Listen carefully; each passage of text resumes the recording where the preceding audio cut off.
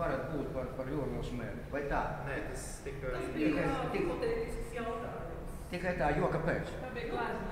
Jā. Skicējums tā bija, jā. Jā, lūdzu. Bramēns, valsts inženierbūvu nodaļa. Man jautājums par to Eiropas struktūra fondu un kohēzijas fondu piesaisti. Ja, teiksim, ir, protams, labi viņi ir, bet veidojas situācija, ka, teiksim, nevis par biznesu, bet, teiksim, par pašvaldības infrastruktūru. Bieži vien objekts nevar īsti iesniegt, ja teiksim, ir runa par ceļiem, ielām, ir runa par ūdenssaimniecības projektiem, mums tagad arī ostas jautājums ir, ja. Bieži vien pasaka, ka tas projekts ir pa lielu, piemēram, iela vai ceļš, ja, ka viņu vajag sadalīt daļās, jo nauda ir maza un gribētājs tur ir vairāk. Tāds veids ir gadījumi, kad vispār nav tāds liels objekts, kur iesniegt, ja, tā kā principā ir žēl, ka veidojas situācija, kad nauda ir piešķirta, bet kā, teiksim, pa ceļiem gāja runa, kad beigās rodas situācija, ka viņi nav izmantot. Ja, tas ir būt priekšlikums, ka tomēr veidotu situāciju, ka šos projektus varētu iesniegt vairāk nekā ir tāds programmas un naudas, lai gadījumā, kad kāds neizmanto vai arī paliek nauda pār vai kaut kas grozās, lai šie projekti būtu izmantojami. Ja, jo principā jau nav, kur nemaz viņus iesniegt. Tad veidojas situācija arī, kad valsts no savas puses nepiedalās ar savu līdzdalību. Mums, situācija ūdenssaimniecības projektos, ka pašvaldība dabūja ņemt kredītus, ja valsts līdzfinansējumu vietā.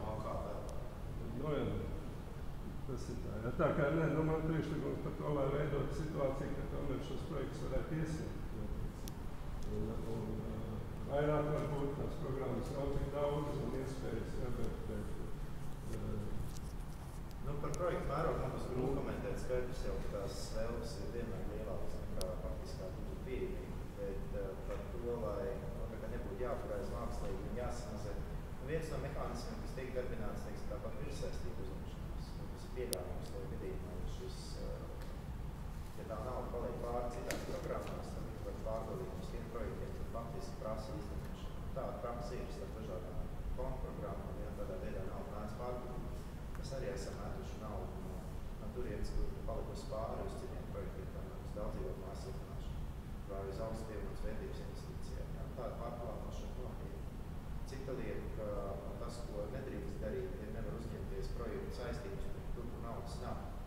Var iesīmēt, ka mēs pieņemsim, uztaisīsim vēl vienu uzsaukumu, ja? Tajā brīdī nauda būs palikusi pāri. Bet uzņemties projektu saistības, kas ir budžeta saistības, kuras nesaktas tajā brīdī ar naudu, to diez vai mēs izgudrosim tādu situāciju. Tas ir vienkārši jautājums par pieeju.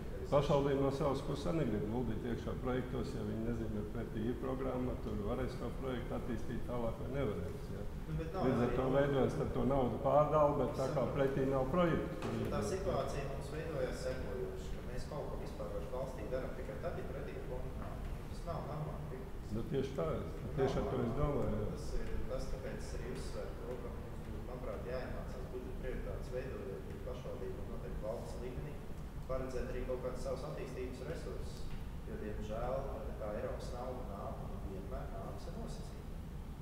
Nevis lokāliem aktuāliem nosacījumiem, bet tas vienmēr būs kaut kāds rezultāts sarunās ar to, ko grib Eiropa un ko mēs esam mācējuši aktuāli. Tur reizēm ir veiksmes un reizēm ir neveiksmes. Tā kā es teiktu, ka nav cita ceļa, kā katrai pašvaldībai un valstīm kopumā, tomēr ir iezīmēt attīstības budžetus, kuriem mēs kaut ko darām uz priekšu vērstu, bet pēc saviem nosacījumiem. Jā, bet valsts no savas puses arī varētu palielināt to attīstības budžetu. Palielināt minimālo algu līdz 500 latiem varētu pensijas. Nē, tas naudu neprasa. Tas jau viss līdz tādam absurdam, mēs varam aiziet visu, ko valsts varētu darīt.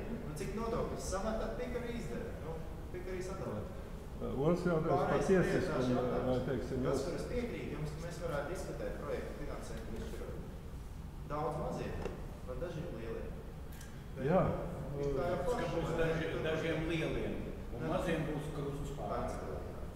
Tas sakām. Tas ir skaidri. Tur nav ko visu. Sakiekot, vai kāds tomēr atbildēs par to vilcienu avantūru? Tur ģenerāla prokuratūrā vieta.